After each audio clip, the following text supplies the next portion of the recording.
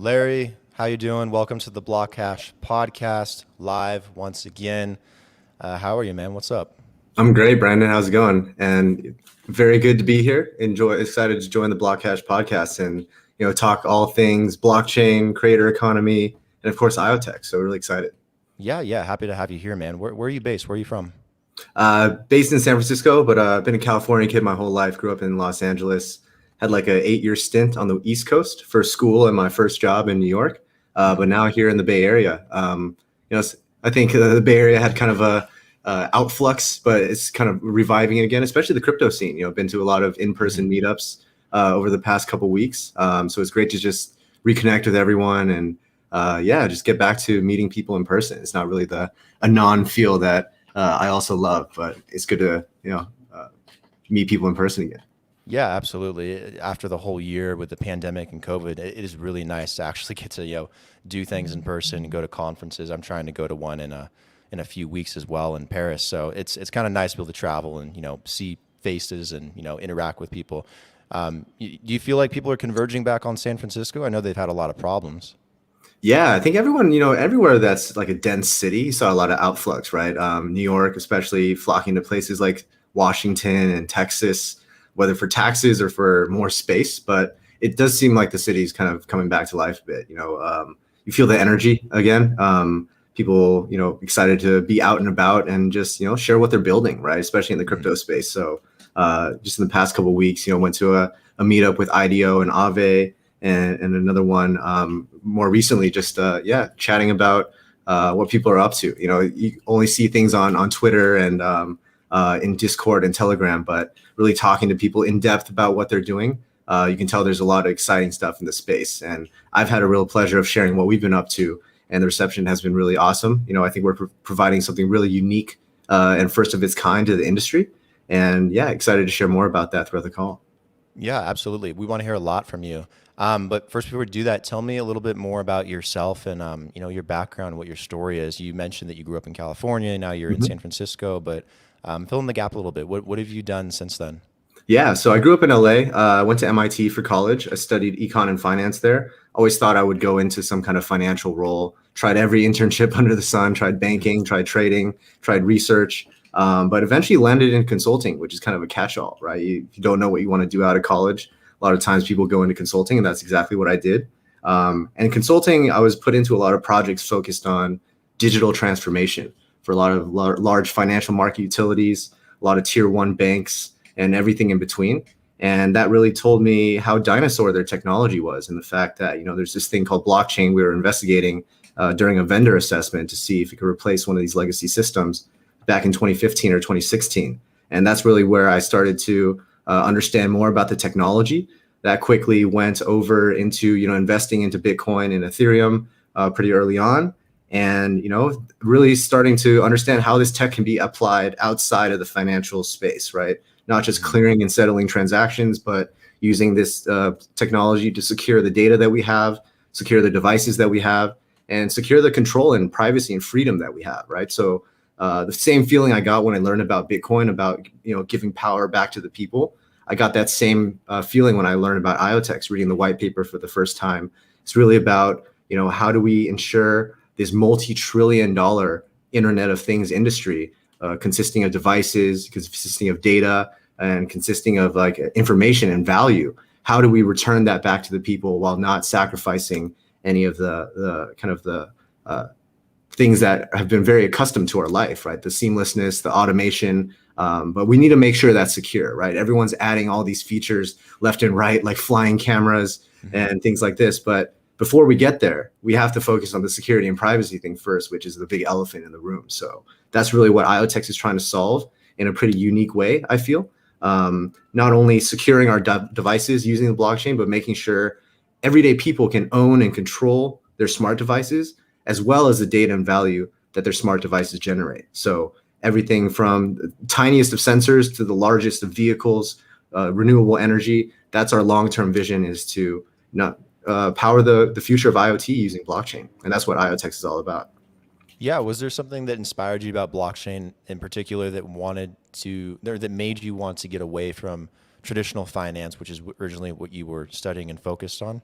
Yeah, it's funny. I learned about the theory about finance in college, but it was really Mhm. until I got into consulting that I started to understand. Okay, this is how all these big major Fortune 500 companies work, right?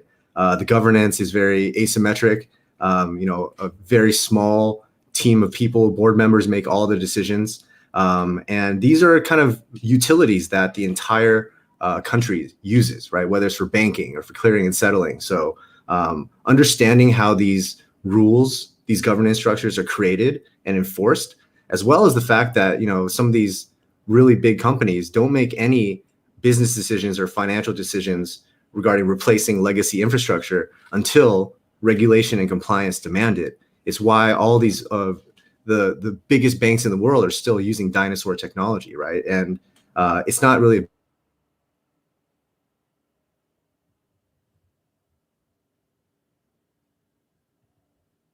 really, yeah.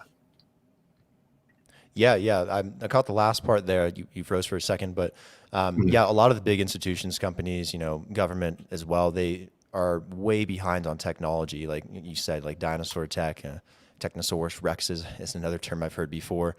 Just a lot of people, around that are much older that don't really understand the tech, that don't apply the tech properly, and it definitely is a Mhm. huge issue, especially when you're trying to implement IoT, which is the Internet of Things, and you got to have more connectivity, you got to have more technological logistics that go into that. So it's definitely an issue that needs to be solved.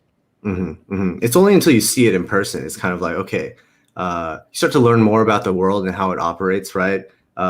Everyone talks about the 1%, but it's really the corporations that drive a lot of that as well, right?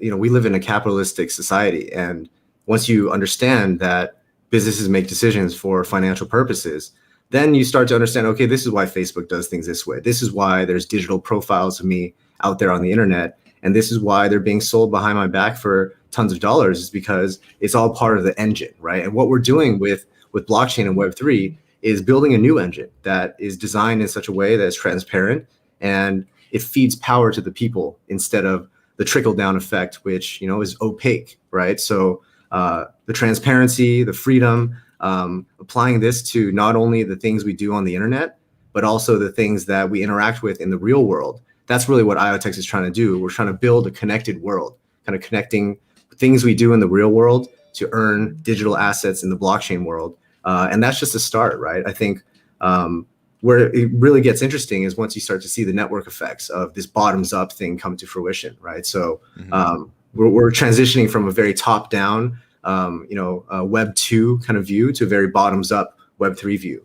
And you see that across the board from social to finance and eventually to the devices that we use on a daily basis.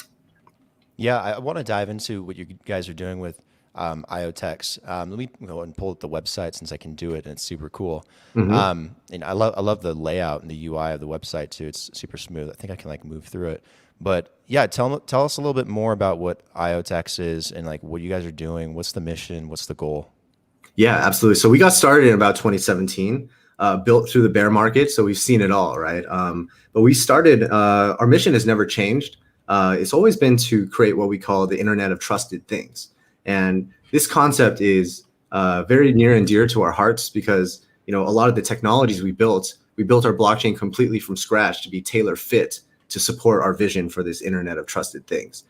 You think about what a trusted thing represents. It could be a trusted person, a trusted device, a trusted business. There's certain technologies that need to be inherent in our platform for us to enable this future, right? So not only are we a blockchain, we built it from scratch, didn't fork any code, EVM compatible, very, very fast. But what really differentiates IoTex from all the other layer one blockchains out there is we layer on IoT middleware that makes bringing data from the real world to the blockchain seamless for users, for developers and builders, right? So think about all the devices we use on a daily basis, from driving in our vehicles, which are more and more connected. Those vehicles are interacting with smart city infrastructure in the form of street lights, in the form of sensors. When we get home, everything's pretty much being automated in a way. The lighting, even people having coffee makers make them coffee in the morning. All the way to our professional lives, from supply chain to agriculture to drones. IoT and blockchain are kind of horizontal technologies that can apply to a lot of different vertical industries. So our role as a platform is not to focus on any one specific industry. It's to provide the features and the functionality at the protocol and the platform level and work alongside people with the domain expertise in agriculture or in farming or in supply chain or in smart cities to understand how, where and how trust can be better reinforced in what we have today. And also, for the more consumer facing kind of applications, where is the most valuable data and how do we give that data and the value that comes with it back to the rightful owners, which are the users. So how do you enable that trust, using blockchain and combining that with IoT? Like, do you guys have any use cases or products or things that you can use as an example for that? Yeah, absolutely. We started our journey again back in 2017. Throughout 2017 through 2020 was really just heads down building out the protocol and the platform, right? Again, we built it completely from scratch, designed our own consensus mechanism. It's been a while since I've talked about this because it's kind of IoTex has moved from a platform to an ecosystem now. So back in late 2020, we launched our full production mainnet. It's called mainnet GA, Machina. And that really allowed a lot of brand new dApps and decentralized exchanges and devices to be onboarded to IoTex, right? So, some products that we have already launched on IoTex, one of them is called Ucam. And Ucam is the first absolutely private home security camera. And we use decentralized identity, which is kind of a blockchain-based identity, similar to the concept of you owning the Bitcoin in your wallet. You can own the data from your camera. So this has been on sale on Amazon and other online retailers like Beta for about 6 months now. There's about 5,500 around the world in 60 countries. So privacy is a universal right and a universal demand from consumers nowadays, and we can see it in the form of this first product. IoTex, we're not a hardware manufacturer. We work alongside chip manufacturers and device manufacturers and basically use our protocol to make these things kind of happen, right? It's really interesting, in the form of these cameras. A lot of the businesses out there that, manufacture hardware, they don't want to be in the data business, right? Especially as these new regulations emerge like GDPR and CCPA that make it kind of untenable for small businesses to hold on to user data. Holding user data is quickly becoming, turning from being an asset to being a liability, right? So Right. a lot of the times, a lot of these discussions we have with device manufacturers is we want to continue selling devices. We don't necessarily want to hold the user data anymore. So this is a perfect win-win situation where you can give the manufacturers what they want, you give the people what they want, and you can kind of create this new Web3 economy around the devices that we use every day. So that's more of a consumer-facing product. It's meant for anyone that doesn't even know about blockchain to start understanding how blockchain technology can be used. Another one that's very, very exciting is called Pebble Tracker. And Pebble Tracker is a device that is going to be launching in the next couple months. We've been working on it with a chip manufacturer called Nordic Semiconductor for the better part of 1.5, 2 years now. And this is a device that has multiple sensors. Has GPS location, temperature, humidity, air quality, air pressure, motion, and light. And what's really interesting about Pebble Tracker is it comes with a secure element, the same chip in your phone that manages your Face ID and your biometrics, the same chip in your Ledger hardware wallet that protects your private keys. We're bringing that level of security and trust to these asset trackers, which we all know, depending on how you use this, whether to track your motorcycle, a package, put it on your pet, this kind of technology can provide tamper-proof data that, when combined with tamper-proof smart contracts, creates tamper-proof and trusted solutions, right? So it's really, going the extra mile to ensure that the data before we put it on the blockchain is verifiable and trustworthy, and then finally we can start to create these kind of if-then statements across the physical and the digital world, right? If something happens in the real world and you could prove it to a smart contract, for example, proving your GPS location at a specific point, a specific time, then you can kick off any number of responses via smart contract, like issue an NFT, settle a payment, kick off another workflow. So the design space that IoTex brings to the blockchain industry, everyone's used to using historical data, whether they're price feeds or API calls, but combining that with real-time data is really where a lot of interesting use cases are going to be happening. So across IoTex is working on a number of other devices, but these two are the ones that are kind of most ready for prime time. So, happy to dive in more into kind of the roadmap and what's coming next for these devices as well. Yeah, a question on Pebble Tracker. Like, is that like a chip? Like, do you just apply it to certain devices, or does it have like a specific purpose? Like, you carry it around, or how do you use it? Yeah, so this is the developer case version. If people go to just Google crowd supply / Pebble Tracker, I'll drop the link here. But Pebble Tracker is kind of a standalone device that applies this kind of concept of truly tamper-proof data, right? We use that secure element, again, just like the chip in your credit card that protects your spending credentials. Pebble Tracker not only captures verifiable data, but it signs it exactly on the device, right? So that's where the provenance comes from. When we talk about a use case like supply chain, a lot of the times this data is not really usable because no one can verify whether it's true or not, right? So having that level of verifiability, bringing the level of tamper-proofness and verifiability that we're used to when we log into our phones every day with the Face ID, right? The reason why you trust Apple phones to carry your fingerprints and your Face ID, which are probably some of the most sensitive data, is because it's stored in that secure element in your phone. So that's very important to us, but it's really about the tech stack as well, right? Like right here. Exactly. So that's the consumer-facing case. It's nice, discreet, and sleek. Again, this is more the developer version that's more open and transparent, right? But this is really a fascinating device because it's not only for users, but it's also for developers, right? The firmware, the back end, and eventually the hardware will be completely open source. We want people to kind of fork this device and create other instances, maybe with other types of sensors, maybe with other kind of pluggable ports. The beauty of it is, partnering with hardware manufacturers in the future to create similar styles of devices as a Pebble Tracker. But as you can see, we just ran our pre-order, about 300 plus backers from, dozens and dozens of countries. So anywhere you can get a cell signal, Pebble Tracker can feed data directly to smart contracts. And that's a very first of its kind of capability, right? No one else is really doing this real-time verifiable data from the real world, right? And again, it's very important that before we put data on a blockchain, we know that it's trustworthy and it came from a specific device. So the things that enable this, we have a protocol called TrueStream, and it's really like a real world data oracle, right? How do we grab that data and make sure it's verifiable, not only to us, but to other people, right? Even in a court of law, how do you prove to somebody that this data that's informing this insurance claim is trustworthy and came from a device? That's the level of trustworthiness we're shooting after, right? And then after you have this verifiable data, that's where another technology called decentralized identity comes into play, right? You basically assign this data to be owned by a specific device or a specific person, right? After someone owns their data as a property right, there's a few things you can do with it, right? One is you can keep it absolutely private. And that's how most people are using Ucam today, right? They don't want anyone else to see their videos, especially the ones that are of them in their homes. So that's one option that you have once you own your data. You can keep it absolutely private.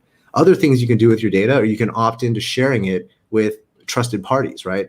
And the last thing that I'm personally the most excited about is you can opt into sharing this data with a smart contract. So using your real world actions as an input to a smart contract to generate some type of known response, right? One perfect example of this is, I think one of the most interesting metrics that comes out of Pebble Tracker is that GPS data, right? Verifiable proof of where you were at a specific point in time, right? And that's the if part. If you can prove your location to the smart contract, then you can kick off any kind of thing, which is one of the use cases I find really fascinating is issuing an NFT based on verifiable conditions of where you were, right? Say that you visited a soccer stadium, or you visited an event or a concert or a restaurant for their happy hour, right? They want to build direct engagement with you because you participated in this real world event, but you also want to get a souvenir or kind of a token of appreciation, or even a payment, loyalty points, cryptocurrency they can use at a specific restaurant for their happy hours, or just an NFT that shows, hey, I was at this pop-up shop this weekend and I bought something, right? So that intersection of what happens in the real world to generate digital assets in the blockchain world, I think is a really fascinating design space and something that we're just starting to really kick off. And I think the traction, again, I've been talking to people in person about this, and I think everyone finds it very fascinating, but still scratching the surface on what this all really means for blockchain. Yeah, it's very exciting. You guys seem really dialed into the space and IoT and how you guys are, really taking blockchain and combining it. And I think a lot of people really do understand the need for, privacy with your data, owning your data, and the reasons behind that, thanks to people like Edward Snowden, Julian Assange in the past, kind of fighting for those liberties, at least in the US. But how, if someone does control their data, they get to that point, they're using these devices, the tech, the blockchain stuff, and they control their data. They have, the ability to do whatever they want with it. How could they, use that today? Like, is there like some type of marketplace or infrastructure where they can actually like sell their data to somebody, or is that like a next step, something that has to be like put together? Yeah, no, it's really interesting. There's in that form of like issuing your data or opting into sharing your data with someone else or some other application, right? There's a lot of different forms of how this can work, right? One is to use a data point, like, hey, at 11:30 a.m. on June 29th, I was at this specific point in time, right? That's an insight. It's not just a data point, it's an insight about what you've done in the real world, right? And that could be used to trigger any number of kind of reactions, right? It can give you a notification via smart contract. It can issue you an NFT to reward you for being here at this specific time. It can even, unlock an AR or like augmented reality experience so you can better understand what your surroundings are, right? But you don't want to give that AR experience to everyone. You only want to give it to people that have are in that specific place at a specific time, right? So that's kind of using data as a trigger, as an input to a smart contract, right? Right. Which I think has infinite number of use cases because, again, that's really the if-then statement, right? If I can prove something to a smart contract about the real world or about what I've done in the real world, then anything, right? Anything that a smart contract can support. The other way to think about this is to draw an analogy to what's going on in DeFi right now. Everyone's on the decentralized exchange wave, right? Where these liquidity pools are kind of formed. The liquidity is formed from the liquidity providers, which can be everyday people or businesses, right? Same concept as people pooling their tokens together and earning transaction fees off of who transacts against that pool. You can also have this with data, right? So if I submit some data and you submit some similar data, and 100 other people are pooling their data together to capture these network effects to make it historically and statistically significant, that data is super valuable to a lot of people, right?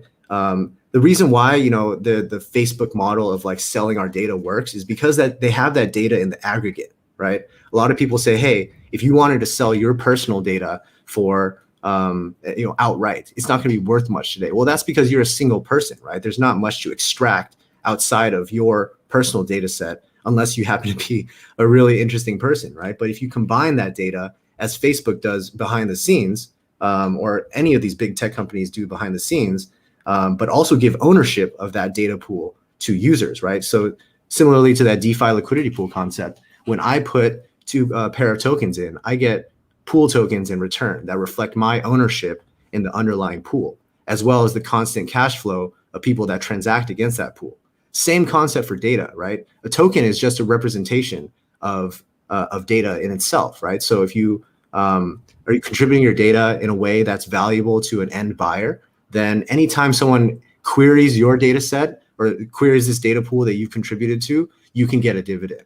Or anyone that wants to buy this data set outright and use it under a license for a specific period of time, you will be the benefactor. You and everyone else that contributed to this, versus the opposite is pretty much happening today. Like, we generate the data, we are the products, but we see none of the value, right? So this isn't just about our personal data. It's also about all the data that we do in our professional lives, right?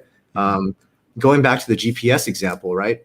If you're driving the same routes to and from work every single day for a year, and you can combine that with other people that are also driving that same route, guaranteed that has value to people like all these delivery companies or urban planners or Uber or vehicle companies to understand, where traffic lies, right? So doing this bottoms up kind of format of aggregating data together and returning the dividends and the benefits to users, I think this is a very Web3 futuristic concept. But the important part is for this data to be valuable to data buyers, they have to know it's trustworthy and not fudged, right? So that's really where the verifiability of this data comes in. So, we're taking it to the next level here regarding the trust and the verifiability of this data, and also the devices that kind of facilitate what we're talking about. What sets you guys apart? I know there's some other competition as well, like IOTA or IBM blockchain, what they're doing at IBM. In the IoT space, is combining blockchain, IoT, and looking at that competition. Like what sets you apart or makes you competitive with those players that have been around for a while? Yeah, I mean, if you asked me this question when we first started, it would be a little tricky to answer, right? Because everyone was doing white papers at that point. But the real sign of legitimacy and belonging in this space is really proof of product, right? What have you done? What have you launched? And what's actually usable by people today? And that's really where IoTex shines, right? We take a very research-focused approach, academic focused approach to what we build into the protocol. But we also have an amazing team of people that can build these products that people really enjoy, right? From our wallet to our DEX to these hardware products of ours. There's so many products and applications running in the IoTex ecosystem already, and it's only speeding up from here, right? So, there's a lot of people out there that know about IOTA. We don't like to really talk bad about any companies out there, but they're still in their experimental phase, right? They're not fully decentralized yet. We've been decentralized, fully production ready since even April of 2019 when we first launched our mainnet, right? So that's really given us the ability to not think about what's under the hood. We're thinking about what's above the hood, right? How do we enable builders to build brand new solutions on top of what we're doing? And, I think that, if anyone was able to build these devices that we put out, they would have done it, right? So the proof of product, I think, is very, very important. But it's also important to understand that IoT is a very layered kind of industry, right? Just as blockchains have layer 0 for networking, layer 1 for consensus and security, layer 2 at the application level, I would say IoT is even more kind of tranches of technology, right? All the way from the identity of your devices to how your devices communicate with each other, to the connectivity that they use to communicate with each other. So when we talk about projects like Helium that's working on the connectivity side, we talk about people like IOTA that pride themselves on the machine-to-machine communication side. But there's even more to that, right? What about the computing of these devices? What about the identity of these devices? What about tying ownership of these devices to actual people or actual businesses and driving the value to those people? The truth is, I think IoTex is at the very bottom of this layer, right? And everything else can be a protocol even running on top of IoTex. So that's how I feel about our place in the IoT industry. If you ask me, the pace at which we are launching new products, new applications really points to the fact that we know exactly what we're doing and where we're heading and what our role is in this ecosystem. Outside of just the people working in IoT, there's also a lot of layer 1 blockchains out there. We get this question a lot about how do you see yourselves as an Ethereum killer or not, right? It's definitely not. We want to collaborate with other layer 1 blockchains and any other kind of decentralized applications out there, right? Where we can be the hub for real world data and bridge that data to other networks if they want it or if they see fit for it, right? So if one blockchain is working on more of the supply chain records, the documentation side of things, the legal documents, they want to combine that with real world tracking data from Pebble Tracker. That's a really nice marriage of how we see ourselves not only running our own applications on our platform, but also facilitating other platforms to do more with real world data, which is our specialty, right? It's important to think about it in layers, right? Like Ocean is doing an incredible data marketplace. we don't necessarily have to replicate that, right? We can welcome Ocean onto our protocol so we can have a data marketplace full of IoT data. We don't have to replicate what Chainlink has done. We don't have to replicate what, Infura and all these other kind of open source technologies have done. But we know that we have a niche within this broader blockchain universe, which is real world, real time, verifiable data. And without a doubt, that's going to be the foundation for a lot of brand new use cases that I don't think we even have the industry has their heads around right now. You know what's really cool about you guys is you guys actually have like a product. You don't see that a lot in the blockchain space. It's all these glorified services or things they're going to offer people, or software, or Yeah. you get a lot of vaporware projects or bullshit, to be honest. And when we have thousands of different cryptos out there, you see a lot of it. And you don't see a lot of blockchains really doing stuff with IoT. So it's cool to see you guys actually have those use cases and those products and be able to really talk about that and do something. And no, I have no issue with like IOTA or IBM blockchain or anything like that. But I mean, what have they really put out and done so far? Right. So you guys definitely have a leg up in that area. Yeah, I think so. Building these products is not easy. Let me tell you that. Hardware is hard. Even though we didn't build this hardware ourselves, we partnered with a very major security camera manufacturer it sold like millions of cameras worldwide, right? But they came to us looking for security and privacy as a feature. And this was back in 2019. So I think this was like a very, everyone's talking about private finance now, private messaging. Very soon they're going to realize, having private smart devices, being able to own and control these devices that we interact on and collect the most sensitive data about us, right? From wearables to what we do in our homes, there's always, I think there was a big wave of people really caring about this. There's that huge Netflix documentary back in 2020, right, that showed what these surveillance capitalists like Facebook and Google are actually doing with our data. And everyone cared for about a month, right? And then they started diverting back to what they did on a daily basis. But that's because there's not really a viable alternative, right?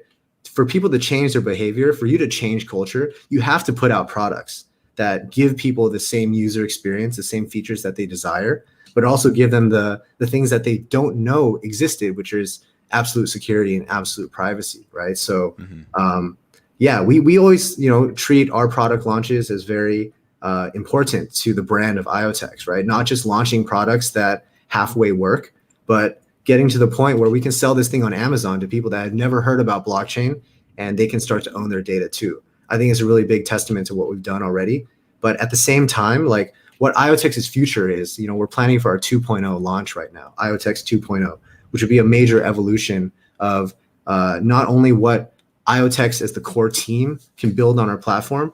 IoTex 2.0 is trying to allow people, anyone, to replicate what we've done with Ucam and with Pebble Tracker in the form of many other types of devices, right? We want to be the universal IoT protocol that's kind of in a decentralized fashion, right? So talking about things like smart meters, drones, anything that's capturing valuable images or data, and finding ways for us to assign value to that data and then help people monetize it themselves, right? So it's weird to call these products proofs of concept, but they're proving the future concept that we can own the data and the value, not only from these kind of already out there products, but all the products out there. That's the proof of the concept that we're trying to enable down the road. So you have to remember, your place in the industry, right? We are the platform.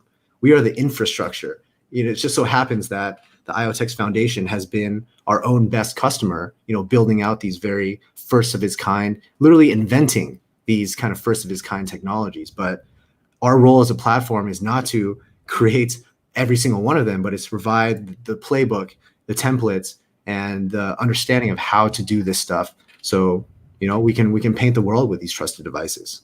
Yeah, essentially what you guys are doing is you're trying to build a foundation from what I'm getting the gist of. Are those cameras for sale? Are they still being crowdfunded, or are they just proof of concept right now? I want one of those. Those sound pretty cool. We started the pre-sale for Ucam back in like May 2020 and officially launched it on Amazon September, October of 2020. I'll definitely send you one. I'll ship one over to Colombia for you. Send one down to Colombia. Yeah. I think I'm not sure if we have one in Colombia already. Ucam is on 59 countries right now, and there's about 5,500 units sold around the entire world, right? And not only is that really exciting for us as the core team because we have real world adoption of a blockchain product, I think that can't be understated, right? Like these 5,500 people around the world have a blockchain wallet that they use to log into this camera. There's more to it. It's not just blockchain and we're using it as a marketing thing. We layer on edge computing, so there's no computing done on centralized servers. It's all done on the camera or your mobile phone. We also add end-to-end encryption where we encrypt all the data with your private key. So without the private key, you can't decrypt the files. That's what provides the privacy for Ucam. But more importantly, we have tokenomics designed on our platform that encourage more of these devices to be adopted. It's a program we call Burn Drop. For every single device that's registered to the IoTex network, some IoTex is burned and some IoTex is dropped to long-term stakeholders. So that's that virtuous cycle, right? Returning the value that we provide with Ucam and delivering value to our long-term stakeholders. So it's a really nice blend of this brand new technology. There's also a very big community aspect to it, right? So community loves the product. Even surprisingly, mainstream people on Amazon also love the product, right? So it's really a testament to what we've been able to do, but it's just a start, right? There's also so many form factors of cameras out there, outdoor cameras, dash cameras. That's really a big space is dash cameras for car insurance claims and these kind of things. It's not only just to track your home, but just track your everyday lives, right? Smart devices are going to be ubiquitous everywhere. Absolutely. Probably in the next 2 to 3 years. So, the lessons of social media about who do we trust and why do we trust, the digital world as a safety net, right? But if we're talking about the physical world, there's no safety net. If you get rug pulled in your autonomous vehicle, that's not you losing your funds. It's going to be you losing your life. It sounds very dramatic, but you have to apply that kind of even people understanding when you leave your home every day. It's a big physical danger to you, right? So we're not just talking about keystrokes or what you listen on Spotify. This is data about what you do on a daily basis. A picture's worth 1,000 words. Video might be worth 100,000 words, right? So making sure all of that data is owned by us is paramount. People are going to start realizing this with their financial data and their messages, but very soon, I think they're going to be looking at everything around their house, be like, do I trust that? Do I trust that? Do I trust that? Make conscious decisions about what they let into their homes and what, kind of nutrition facts these kind of technologies have before putting them into their homes. Yeah, that actually reminds me of something. Before I say that, though, for everyone in the audience, if you have any questions on IoTex, IoT, blockchain, anything we've been talking about, drop your questions in the comment section. We'll answer a few of those at the end. I know there's a couple questions, but if any of you guys have questions, drop them down below, and we'll go over them at the very end. That reminds me of something. Actually, have you seen that that documentary on Netflix called the Social Dilemma? Yeah, that's exactly what I was talking about, right? It's like it goes deep into the people that built this surveillance capital economy, right? You can't really fault Facebook and Google for doing this, right? Again, we live in a capitalistic society. Once you understand that, you can't really people are going to make money any way they understand how. First, understanding that's the society we live in is very important to your peace of mind and just your general understanding about life, right?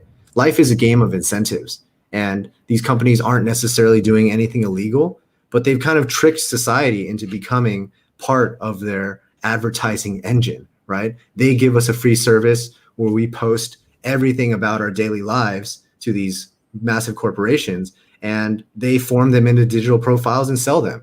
Beautiful business model, right? From their perspective. But from the user perspective, of course, that leaves more to be desired, right? Like, why can't I have a service where I can interact with my friends or monitor my home with a camera without the danger of backdoor sales of my data, right? And that's exactly what Web3 is, right? We're trying to replicate what we have today, but under the premise that there's no funny business behind the scenes, right? Everything's done via smart contract. Anyone can verify what exactly the service I'm using is, and I think that's going to be powering slowly but surely. It's already starting to affect finance. There's a lot of things going on in social. I think IoT is going to be the next wave as far as what Web3 really, really impacts, right? Yeah, it's scary how they build those like complete social profiles of you, and they know exactly how to push your buttons to get a reaction out of you, to get an endorphin rush out of you, to get you to do something. Yeah. And it's so weird. Like when I'm like talking to someone about Corona beer, and then all of a sudden on all my devices I get ads for Corona beer. Like that kind of stuff is really creepy. Yeah. Yeah, and It certainly is. Yeah. even though it's not necessarily illegal, there's a moral aspect of that that's just kind of wrong. Yeah. But when And it changes from creepy to actually damaging, that's like when we're at the cusp of that right now, right? We wrote a research report. It's called When Privacy Hits Home. And we did a lot of research into things like the patents that the big tech companies are issuing, right? And it's very clear they're not just after, the very spot data. They're after the very, very rich kind of insights. Like there's a reason why Amazon has Alexa in your home, right? If you don't know, Amazon doesn't just listen to what you say after you say, I don't even know. I don't use these kind of products at home, so I don't know what the call for. And maybe it's Hey Alexa, right? It also listens to the thing that you said 10 seconds before, Hey Alexa. And that's in their terms and conditions, but no one cares because there's no alternative out there, right? IoTex, I think eventually will provide that voice alternative to things like Alexa and to like, are already starting to do alternatives to Ring cameras that do everything a Ring camera has. I would say even better, but gives you that kind of privacy, right? So going back to that patent thing, it's very clear that all these cameras, all these microphones, and all these things that we voluntarily place into our homes for the benefit of security, right? These things are actually eyes and ears for big tech that we are placing literally in our homes voluntarily, right? So it just goes back to show you, right? Like there's going to be a big wave of people that recognize that, okay, the way things worked in 2010 versus the way they work now, not only are the products getting better, but these back-end advertising digital profile systems are the most sophisticated engines kind of in the world, right? Like hearing you say something into your phone is very creepy, right? But if it's Alexa hearing you sneezing and recommending to buy you chicken soup or like go to this thing, that becomes a point at which like, okay, where do I need big tech to stop helping me? And where should I take control of my own kind of destiny, right? And I mean, using a tamper-proof and verifiable smart contract to settle that business logic can be like a choice you make, but giving all of your data so that Amazon or Google or Facebook, et cetera, can do that for you. I think once an alternative is out there, I think that IoTex is going to be a very, very important player in what's to come there. yeah, yeah, absolutely. Pivoting away from that for just a second, I also noticed on you guys' blog, on you guys' website, you guys have some type of partnership or working with IEEE, something about the U.S. Navy. Do you want to elaborate on that a little bit? Yeah, and that goes back to our research-backed focus, right? Like just to preface this a little, there's two ways to think about blockchain and IoT, right? This intersection. One is how the blockchain is going to transform the IoT as it is today, right? That's a very long-term journey. It's going back to the thing I was saying, like enterprises don't change their practices unless regulatory means or compliance demands them to, right? So it's that journey about replacing legacy systems with decentralized systems. It's more of like a opportunity is where preparation meets timing, right? So when the time comes, we're working on a lot of different standards. One that you mentioned was within the IEEE, which is the largest standards body in the world.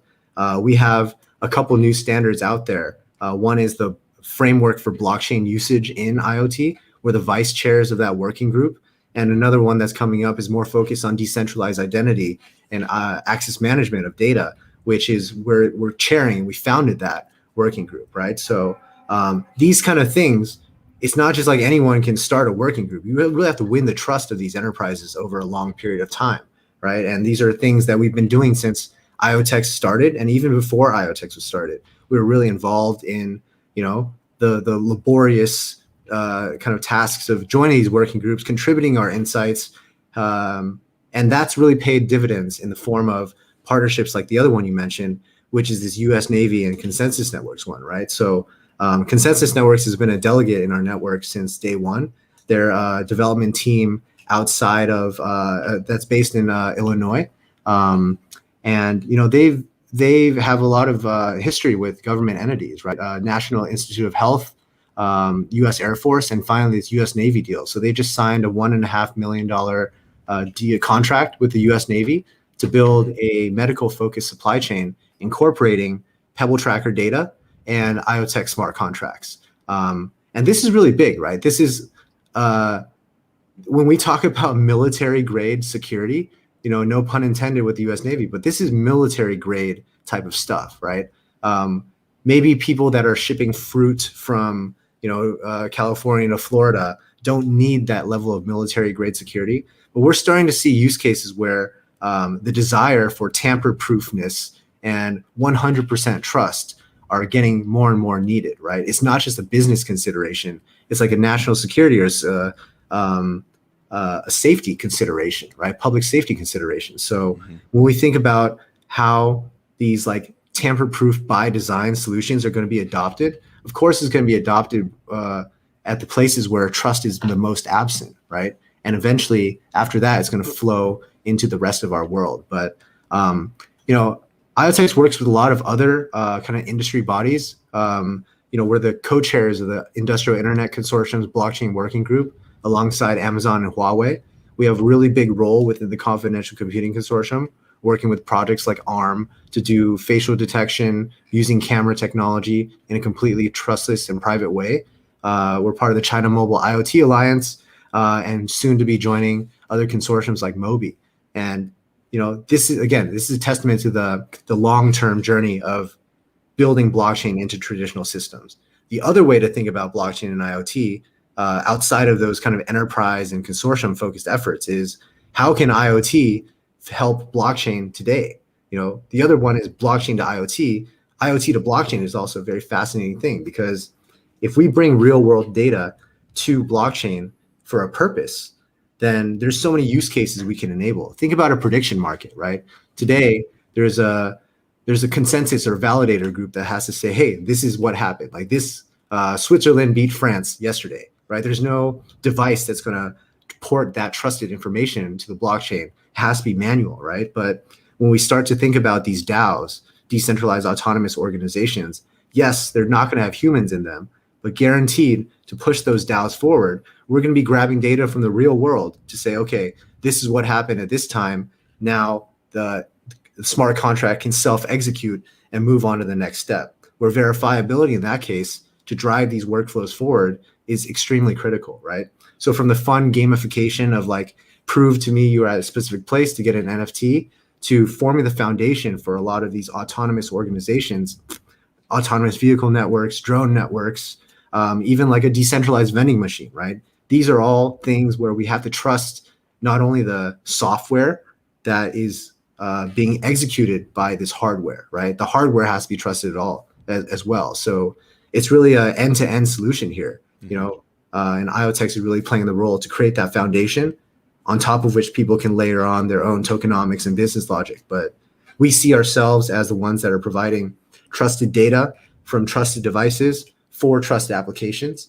And we're trying to enrich people and give them these capabilities to do this kind of stuff. So a lot of you get me all excited about IoT and everything. It's really cool. I haven't had this deep of a conversation about it in a long time. Yeah.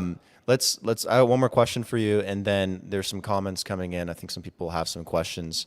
But tell me what the roadmap looks like for IoTex, the rest of 2021.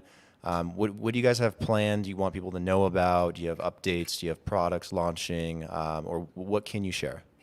Yeah, honestly, I've never been more excited to be at IoTex than right now. Not only because of what we've done already in 2021, we've had already like a blistering fast year, right?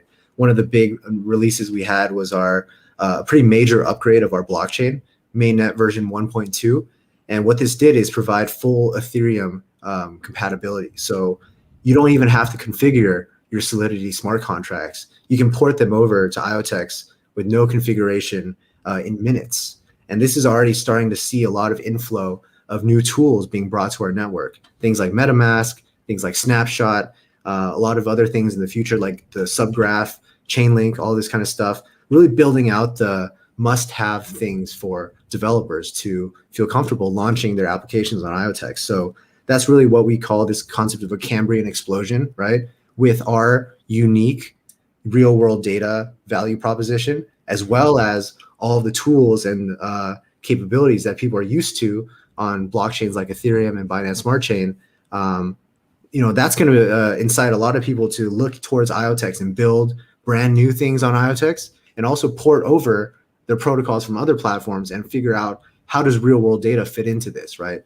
We talked about prediction markets, settling prediction markets with real time, real world data, issuing NFTs with real world data, even like in the gaming space, right? Having something you do in the physical world give you a skin or a digital asset for your game.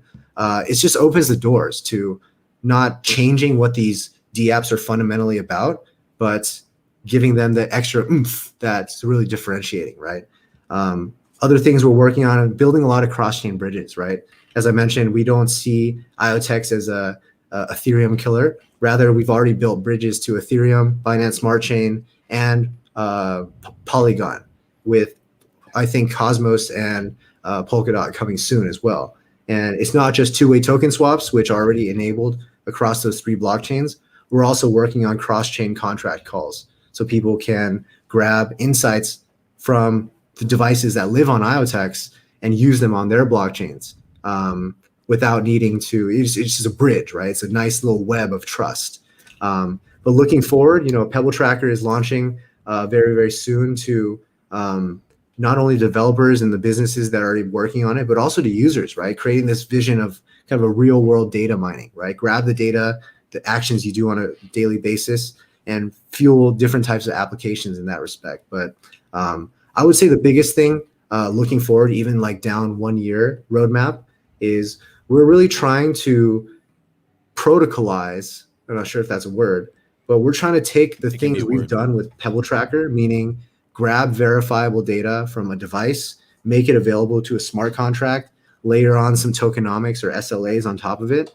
And that's really the framework for really interesting use cases, right? So taking it out of this custom build and doing it as more of like an SDK or a protocol to allow anyone to do this. It's really, that's really what's going to, I think, jettison IoTex to the real next level. But in between that, we have so much stuff going on. A lot of big names that we're really excited to share with the community and the broader blockchain universe. But yeah, never been more excited for what's to come. Yeah, it sounds very exciting. I'm very happy for you guys and excited for what you guys are going to do. And it's awesome that you guys are kind of building this foundation and really taking a chance at bridging blockchain and IoT and doing a lot of this, because it's important. Privacy around data, controlling your data, having a little bit of sovereignty over that is really, really important and valuable, and something we just don't have currently in society. So very excited to see what you guys do with that, and love the camera. So definitely, so tell me how I can buy one. Over. Yeah. Yeah, I want one. There's a few questions in the audience if you want to answer them, or I guess a couple of statements. I bought number 88 Ucam. I assume that they bought that on the crowdfunding website. Yeah, so when we first pre-launched Ucam, right? So background on Ucam, we won the CES Innovation Award in 2020 for Ucam for cybersecurity and personal privacy. Really big milestone for us because it was still under development at that point, but the concept of it really attracted the largest consumer tech conference in the world. So it gave us the confidence to really pursue it head on and full on, right? So we ran the pre-sale only to our community. So when Legal Canadian Kush says, I bought number 88 Ucam, he means he was number 88 to pre-order that. And he got an NFT that shows that he was number 88. So there would be benefits for those NFT holders down the road, especially for being such an early backer of what we're doing and being a privacy pioneer, as we call it. Yeah, I'm glad that he's legal Canadian Kush. That would be an issue if he was illegal Canadian Kush. What are the main changes for Mimo V2? Can you use BSC tokens? Yeah, so Mimo is something we actually didn't get to talk about that much. We talked a little bit about the bridge, which is called IoTube. Connects IoTex to Binance Smart Chain, Ethereum, and Polygon, and more to come. But what can you do with those bridge tokens? once they're on IoTex, right? We have a Mhm. DEX, decentralized exchange, is called Mimo. And Mimo V1 was similar to Uniswap V1 in the sense that, you can have an IoTex and a token pair. You have to put this pair in. With Mimo V2, it's a brand new protocol that's much more flexible. It's going to allow us to do things like farming, issue governance tokens, but more importantly, it is any token to any token can be put in a liquidity pool now. It doesn't have to be anchored with IoTex. And for liquidity providers, this provides so much more flexibility. So the same way that Uniswap went from V1 to V2, Mimo is also going from V1 to V2. And again, it provides a lot of flexibility for what the Mimo team wants to do in the future, which is add farming, add yield farming, add a governance token, and a lot of things. I think they're going to put out a blog tomorrow with the announcement. They just previewed it, I think, on Sunday, saying June 30th is their alpha launch of Mimo V2. So still in the early phases, but really welcoming the community to participate. And to answer your question directly, yes, you can send BSC tokens. Okay, cool. Let's see what's next. Does Robert Parker have an active role with partnerships at IoTeX, or is he only a advisor? So Robert Parker is one of our advisors we brought on earlier this year. He has a really long tenured history in the IoT space. Was a GM at Microsoft for many, many, many years. Was a founding engineer of the Alexa project, and now is doing his own kind of like AI IoT startup on the side, right? So he was also the former CTO of Samsung SmartThings, which is Samsung's consumer IoT division. So Robert's role within IoTex is not to help us build, but to help us connect, right? Of course, we talk to him very regularly about our ideas, the directions we should be heading, and he does help us to put in touch with his vast network within the IoT space, right? He does have an active role in realizing partnerships for IoTex, and that is his role as an advisor, right? When a lot of like crypto projects add their advisory board to their websites, right? I mean, every one of them has a role. They're not full time, but they're brought on to fill a gap, right? Whether it's someone that's super expert in a misunderstood, not well understood technology, or it's to bring in the connections or to bring in the fundraising aspect. All of these advisors are brought in to do something purposeful. And we have a wide network of advisors that help us with a lot of things. Many of them are helping us connect to people in the traditional IoT space. And that's exactly what Robert does for us. So a lot of this stuff is kind of behind the scenes, I would say. The enterprise side of things moves quite slowly, as we're talking about. But playing that slow game and building trust with the largest companies in the world is something that I think IoTex has done, unlike many other projects in the blockchain space in general, definitely in the IoT space.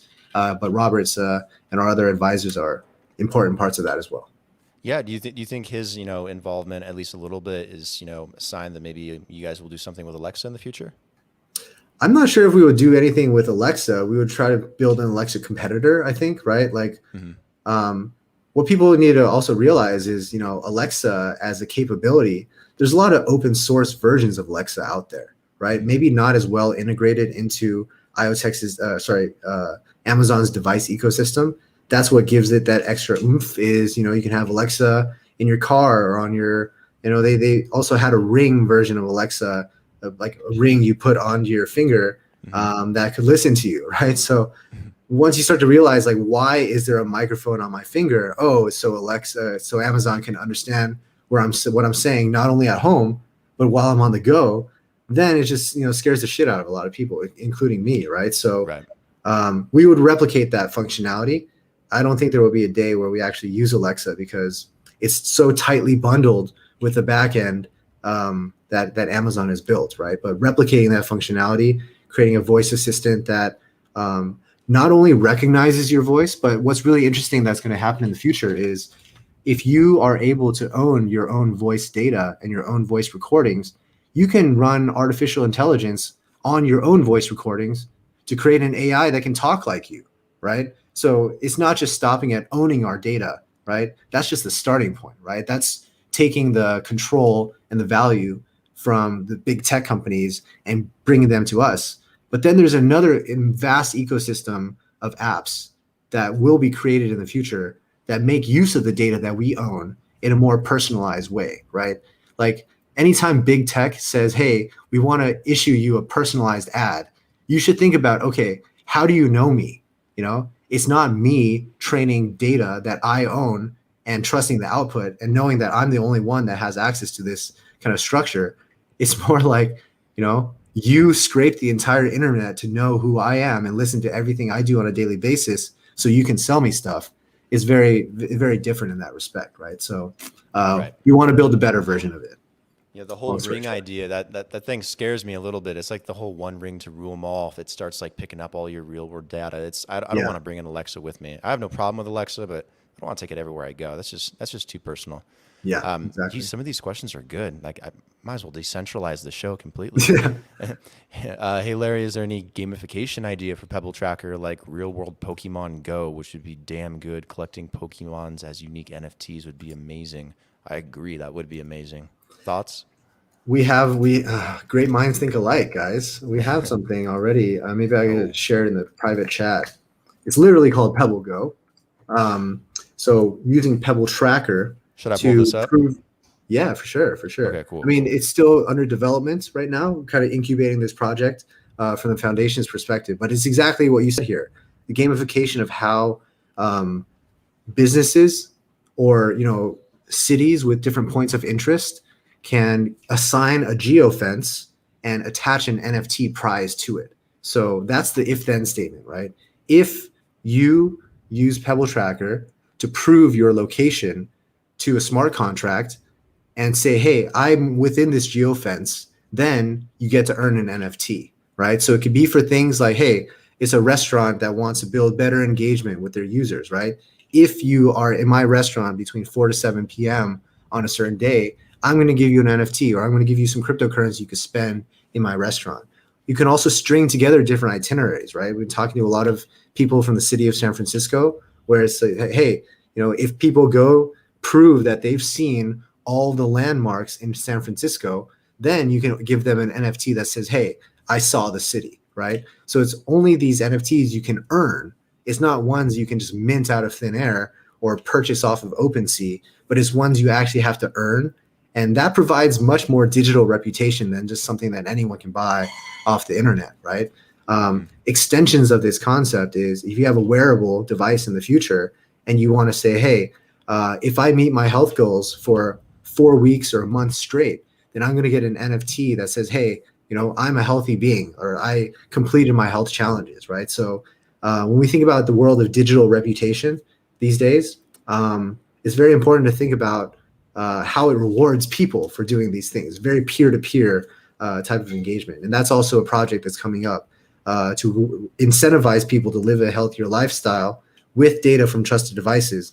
It's called Health Blocks. We're really excited to share more about that. But just to touch a little bit, last thing about like difference between Pokemon Go and Pebble Go is that Pokemon Go sounds like the ideal thing where if you capture a legendary Pokemon, it could be an NFT and you can sell that thing, right? But where it breaks is that it's very easy to spoof your GPS location on your phone today, right? So if you attach any monetary value to any of these legendary Pokemon you can capture in Pokemon Go, it's going to get spoofed. It's a honeypot, right? So the verifiability of the GPS data to make sure it's not tampered with, this thing has a GPS and it also has a cellular thing. So it's almost like you can triangulate those readings in a verifiable way to prove you were actually at this place and not pretending to be at this place to capture that legendary thing and then sell that, right? So that's where the verifiability really, especially when you're attaching the verifiability to like an asset that has monetary value, you need to make sure it's verifiable, right? So that's where the difference between Pebble Go and Pokemon Go comes from. There's a lot of other things we're doing with like NFC tags to scan something to prove you're at a certain point of place at a certain time. So just stay tuned. There's going to be a lot of cool stuff going on with Pebble Tracker. Yeah, I believe you. Sounds like you guys got it really all worked out and everything.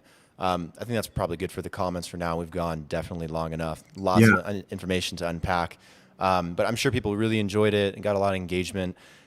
So yeah, Larry, thank you for taking the time to come on and talk about IoTex, IoT, everything you guys are doing, Pebble Tracker, your camera, which I need to get. That sounds really cool. I'm going to ship you one, man. Yeah, for sure. Yeah, we'll talk about it later. Stay on afterwards when I end the broadcast, and we'll chat for a second. But anyways, yeah, thanks for coming on. Really appreciate you taking the time. Enjoyed it. And yeah, for anyone that wants to learn more about IoTex, I see the info down there, www.iotex.io, and follow us on Twitter at iotex_io. You know, we have a Telegram, we have a Discord. If that's more your vibe, come join us and come talk about these concepts with the community. You know, it's really the start of kind of this design space about the real world and the physical world. So if anything interests you at all, come drop a line to us. We're happy to chat. So Brandon, thanks so much again for welcoming us on, and we should do it again sometime. Absolutely. Take care and talk to you later. See you guys.